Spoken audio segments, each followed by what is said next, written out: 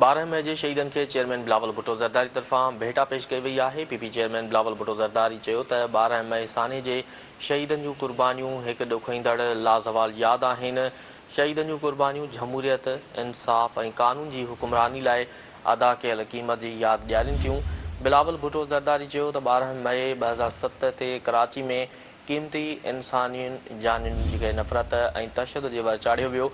अॼोके ॾींहुं जियालनि, कारकुननि ऐं कराची जे माण्हुनि जुरत ऐं साबित क़दमी जो मुज़ाहिरो कयो।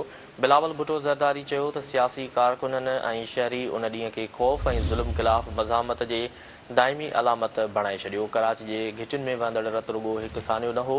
बिलावल भुट्टो ज़रदारी चयो त पीपल्स पार्टी पुरअमन, जमहूरी ऐं रवादार पाकिस्तान लाइ पंहिंजी जिदोजहद जारी रखंदी। अवां खे आगाह करे रहिया आहियूं अहम ख़बर जे हवाले सां त 12 मई जे शहीदनि खे चेयरमैन बिलावल भुट्टो ज़रदारी तरफ़ां भेटा पेश कई वई आहे। पीपी चेयरमैन बिलावल भुट्टो ज़रदारी चयो त 12 मई साने जे शहीदनि जूं कुर्बानियूं हिकु ॾुखोईंदड़ लाज़वाल यादि आहिनि। शहीदनि जूं कुर्बानियूं जमहूरियत, इंसाफ़ ऐं क़ानून जी हुकुमरानी लाइ अदा कयल क़ीमत जी यादि ॾियारीनि थियूं।